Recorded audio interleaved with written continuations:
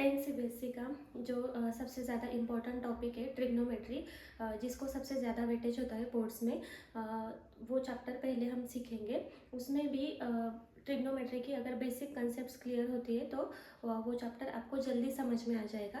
तो उसमें सबसे पहले आपको ट्रिग्नोमेट्री रेशियो का टेबल आना चाहिए।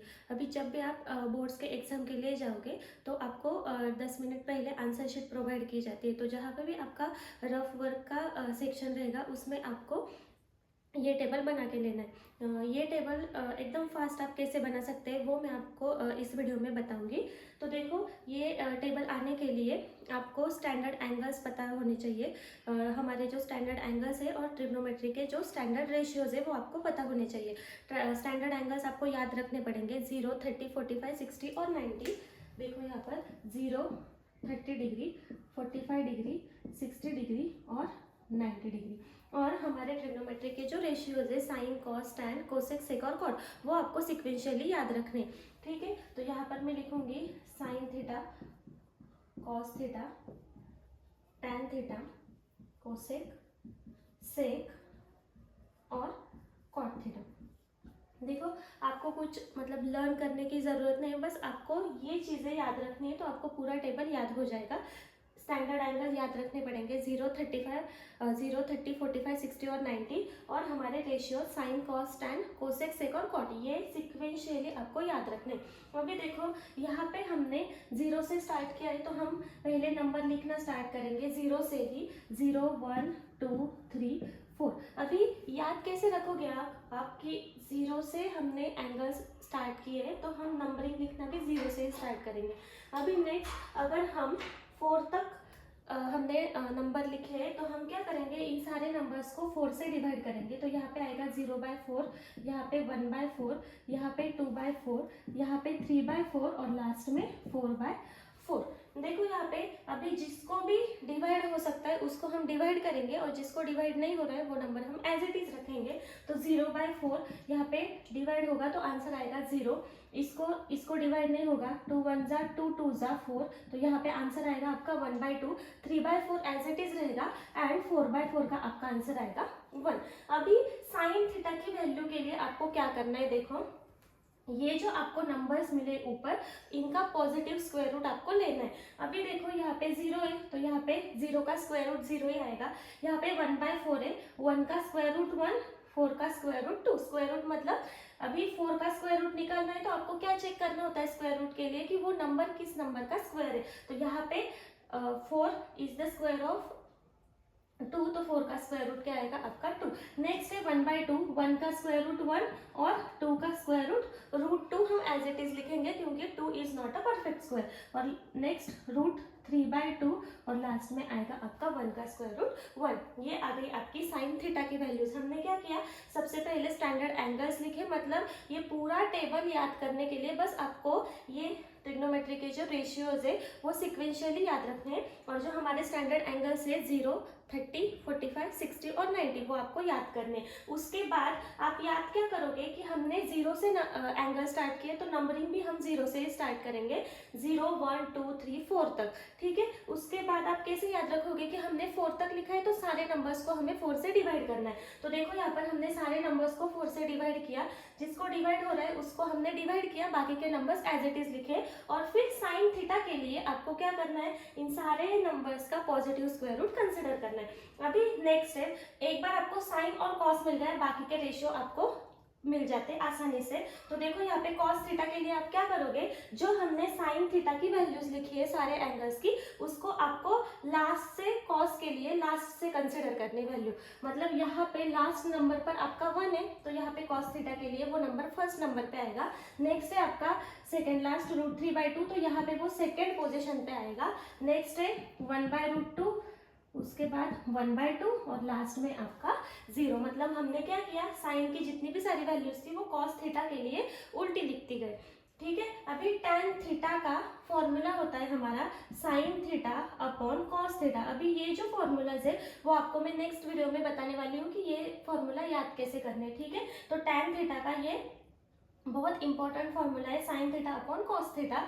मतलब आपको अगर साइन और कॉस की वैल्यू पता है तो आप tan थीटा इजीली निकाल सकते हैं। तो देखो यहाँ पर 0/1 करेंगे हम तो आपका आंसर आएगा 0। नेक्स्ट है 1/2 डिवाइडेड बाय √3/2। अभी ये दोनों भी रैशनल नंबर से p/q के फॉर्म में, तो हम इनका डिवीजन कैसे करते हैं? 1/2 हम एज इट इज लिखते हैं और जो डिनोमिनेटर में नंबर होता है उसका हम रेसिप्रोकल करते हैं। तो यहाँ पे देखो ये 2 कैंसिल हो जाएगा और यहाँ पे क्या बचा आपका 1/√3। ठीक है, नेक्स्ट 1/√2 डिवाइडेड बाय 1/√2, दोनों भी सेम नंबर है तो आपका कट होकर आंसर क्या आएगा 1। नेक्स्ट है √3/2 divided by 1/√2, again same rational number से दोनों, तो डिनोमिनेटर का रेसिप्रोकल होगा तो ये 2 कट हो जाएगा।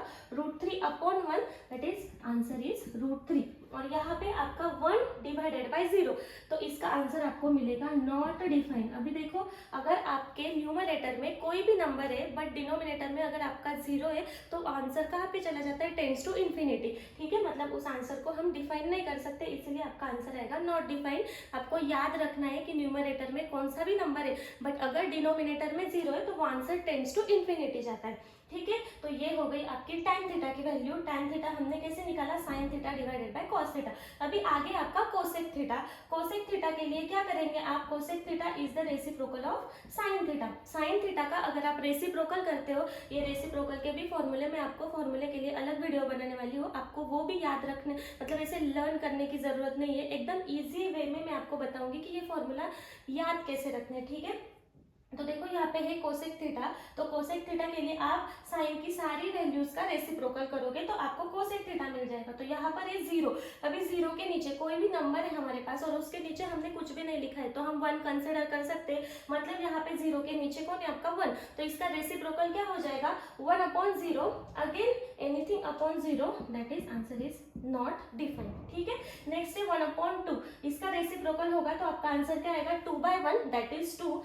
नेक्स्ट है आपका 1/√2, इसका रेसिप्रोकल क्या होगा? √2/1 दैट इज √2। नेक्स्ट है आपका √3/2, तो इसका रेसिप्रोकल होके आपका आएगा 2/√3 और यहाँ पे 1/1 दैट इज आंसर इज 1। अभी नेक्स्ट आपको सेक थीटा। सेक थीटा के लिए आपको देखो आपने क्या किया? कोसेक थीटा के लिए साइन का रेसिप्रोकल किया, अभी सेक थीटा के लिए आप सारी कॉस वैल्यूज का रेसिप्रोकल करोगे। तो यहाँ पर है आपका 1, तो यहाँ पे 1/1 आंसर आएगा 1। अगेन इसका रेसिप्रोकल करोगे तो यहाँ पे आएगा 2/√3। नेक्स्ट है आपका 1/√2, तो इसका क्या होगा? √2। नेक्स्ट है 1/2, उसका रेसिप्रोकल आएगा 2। अगेन यहाँ पे 0 है, 0/1, उसका रेसिप्रोकल आएगा 1/0 and anything upon 0, answer tends to infinity that is not defined. और लास्ट बचा है आपका कॉट थीटा। कॉट थीटा के लिए आप किसका रेसिप्रोकल करोगे? tan थीटा का। tan थीटा की सारी वैल्यूज का रेसिप्रोकल अगर आप करते हो तो आपको कॉट थीटा मिलता है। तो कॉट थीटा के लिए आपको क्या करना है? यहाँ पे 0/1, तो इसका रेसिप्रोकल होगा 1/0 that is not defined. Next है आपका 1/√3, तो इसका रेसिप्रोकल होगा √3/1 दैट इज √3। नेक्स्ट है आपका 1, तो इसका रेसिप्रोकल 1/1 मतलब 1 आएगा। √3/1 का रेसिप्रोकल 1/√3 और लास्ट में आपका नॉट डिफाइंड। अभी नॉट डिफाइंड मतलब कुछ तो भी नंबर है आपका, उसके नीचे 0, इसलिए आपका आंसर आया है नॉट डिफाइंड। तो उसका उल्टा होगा तो 0/0 एनीथिंग, तो आपका आंसर क्या आएगा? 0। ठीक है, तो देखो यहाँ पे ऐसे आपको क्या करना है? इसको 1-2 बार अच्छे से खुद से बिना पहले देख के कर सकते हैं आप, और उसके बाद आप बिना देख के प्रैक्टिस करो तो आपको भी आ जाएगा ये टेबल। आपको क्या करना है? आपको लर्न नहीं करना है क्योंकि इतनी सारी वैल्यूज कोई भी लर्न नहीं कर सकता, और आपको जितने भी मतलब एक्सरसाइज, पूरी एक एक्सरसाइज ही इसके ऊपर है, पूरे इस टेबल के ऊपर। मतलब आपको ये टेबल से क्वेश्चन कैसे पूछे जाएंगे, तो जैसे कि sin 30 plus cos 45 divided by कुछ भी आपको आ सकता है, तब आपको वैल्यू सब्स्टिट्यूट करने के लिए इस टेबल की जरूरत पड़ेगी।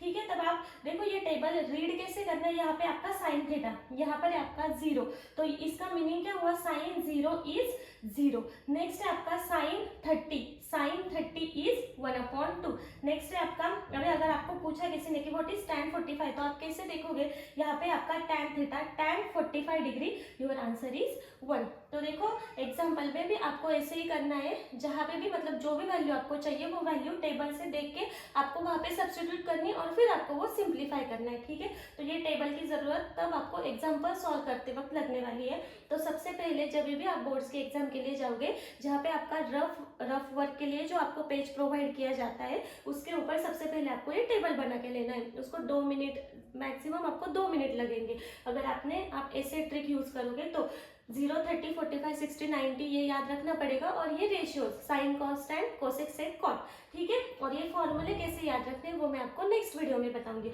अगर आपको इस टेबल में कुछ डाउट्स है तो आप मुझे कमेंट सेक्शन में पूछ सकते हैं।